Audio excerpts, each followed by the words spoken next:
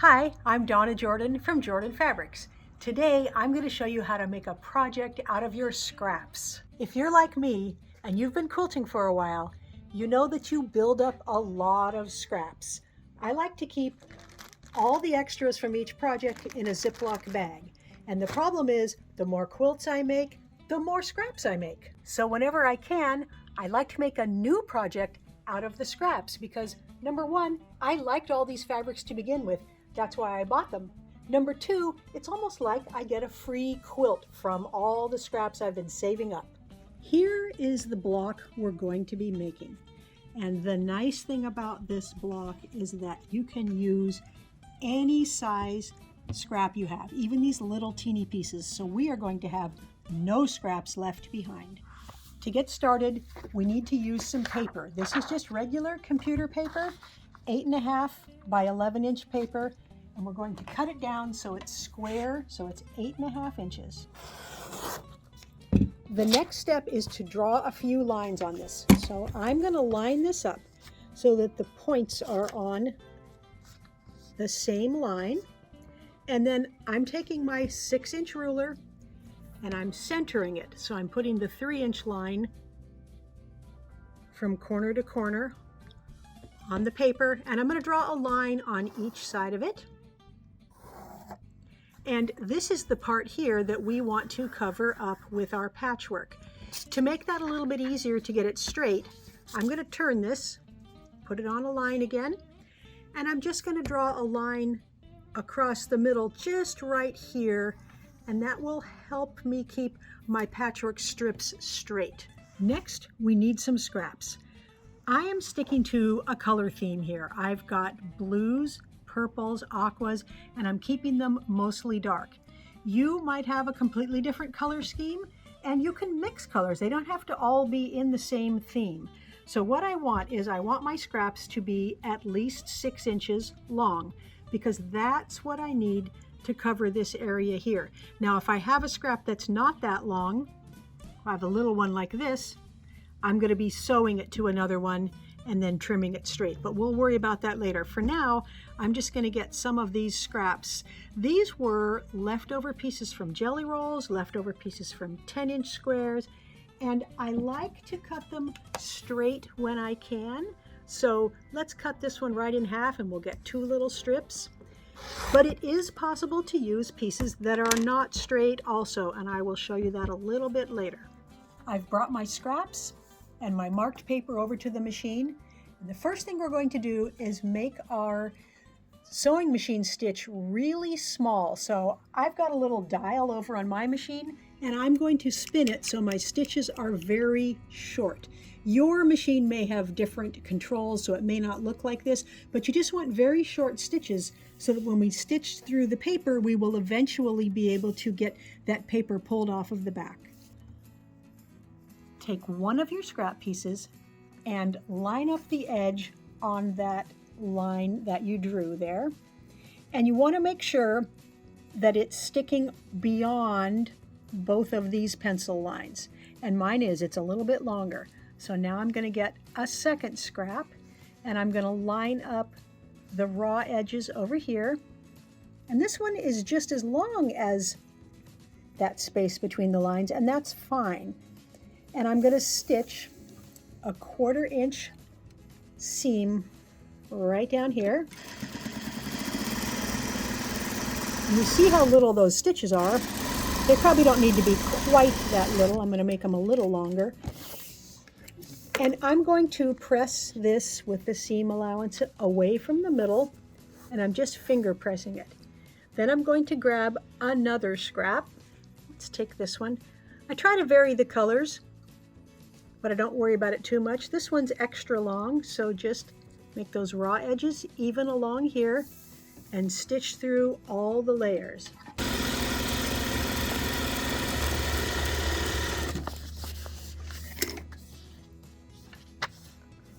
So I'm going to keep adding pieces until this whole side is covered up. Keep in mind that as we get closer to the corner here, the pieces don't need to be quite as long. You just need to make sure that you've got about a 1/2 inch extending beyond the paper. when you start stitching here.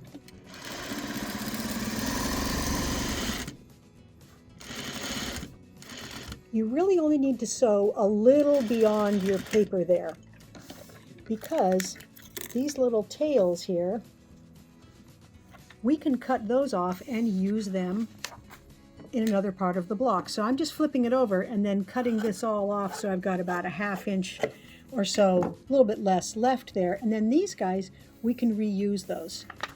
Now I was sewing on this side. Now I'm gonna spin it around and start adding pieces in the other direction using the exact same method.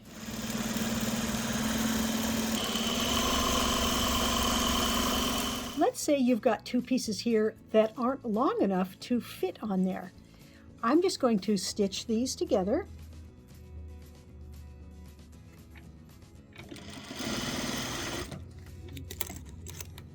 Finger press the seam to one side. And then you can either trim this down so it's all the same width. It's pretty easy if you leave it closed like this. You can just have your scissors here with you and trim it all down. Or you can stitch it on and then just use a bigger seam allowance for the next piece you stitch on. So this piece, just going to put it right along the edge here, stitch it on, and it just doesn't matter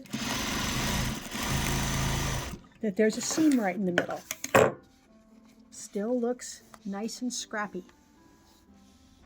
All of the pieces I've put on so far have been the same width all the way down the strip, but some of your scraps might not look like that. They might look like this. This is definitely narrow here and wide there.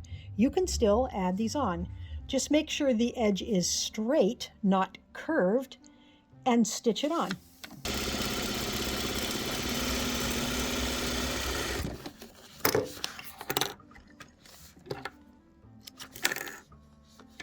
So that piece, it's a very interesting size, but you just keep adding pieces till you get the whole paper covered up here. For pieces like this is one we cut off earlier. That will fit nicely on here because it's already angled the way we need it to go. So I'm just going to make sure it's going to cover the paper there and flip it over there.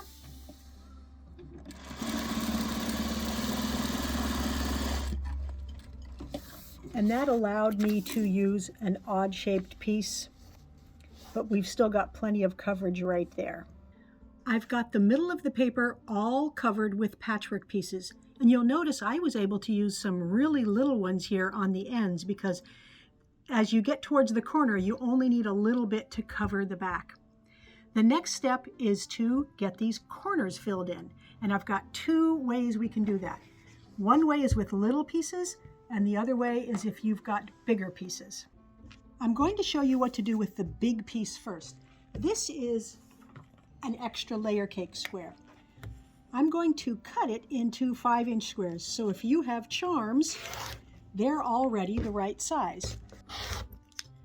Now I'm going to draw a line right across the middle of the back here from corner to corner, and I'm just using a light pencil line.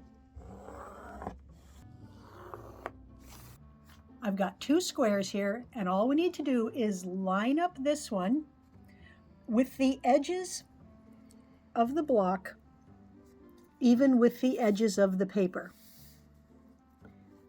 Now I'm going to stitch just slightly to the outside of that line.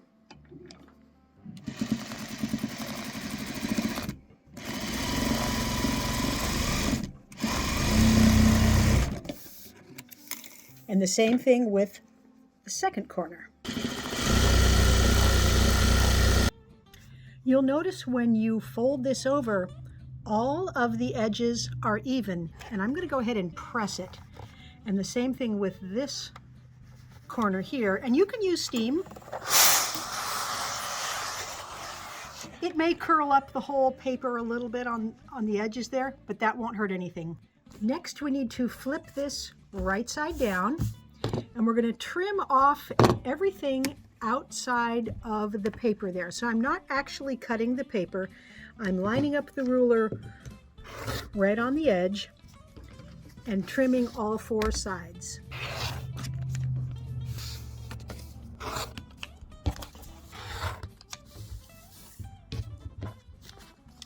Now I want to get the extra fabric off of the back here. So I'm going to open that up and put my ruler with the 1/4 inch marks on the stitching so that when I trim this, I've got a 1/4 inch seam, but we got rid of a little bit of paper and all that extra there. So just open it back up and trim this off. Now we have a nice, neat, finished block. And the last step is to remove the paper from the back side.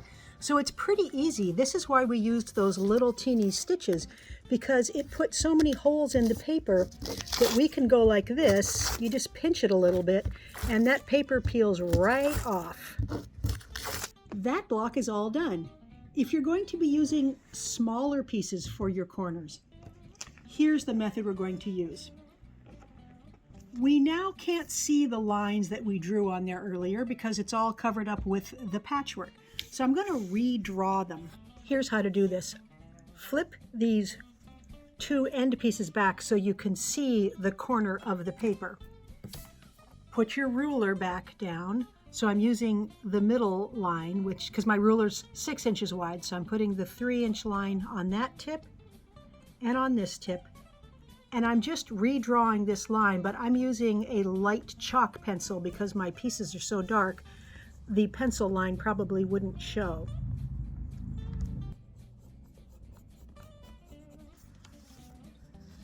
I'm going to get one of these pieces and I'm going to check and see if it's a little bit beyond the paper here and here, about a 1/2 inch, and I'm putting it along the chalk line that we drew.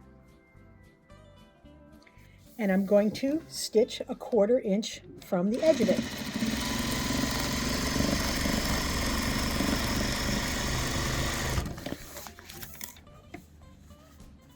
Finger press it out.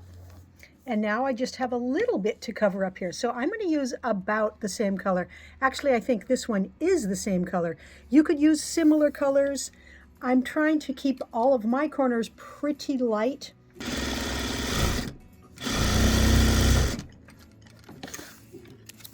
And we'll flip it over, and we did get all of that corner covered. Now we'll do the second corner. It doesn't have to be the same color. Let's do green this time. So we'll start off with this one to make sure it's long enough. If it's not, we can seam another little piece on the edge to make sure that it is long enough.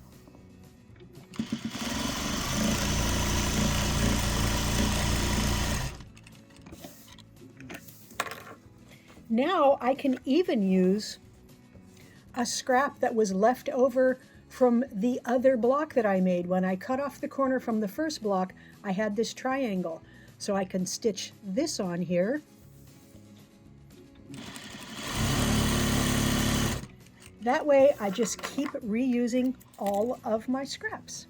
Let's go ahead and trim off from the back side, trim off all this extra stuff just like we did before.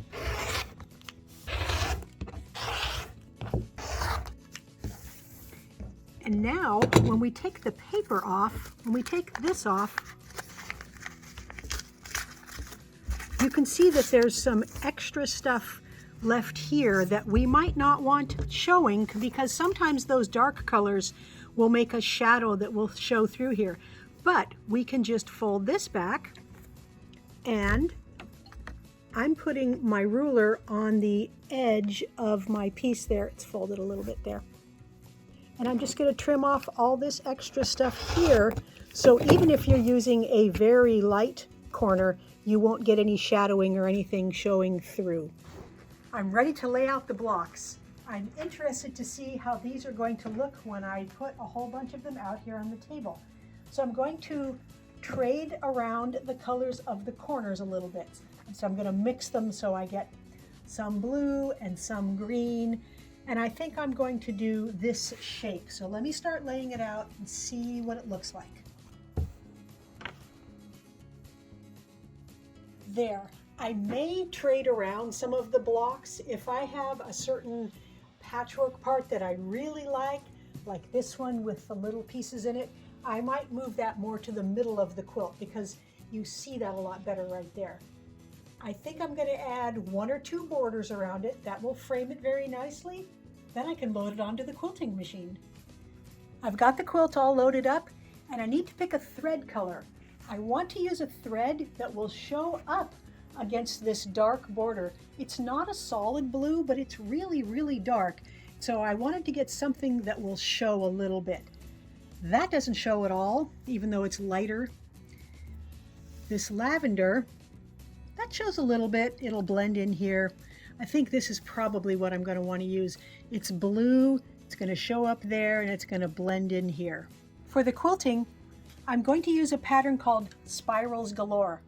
I love the fact that it has these big circles and then those little ones as well.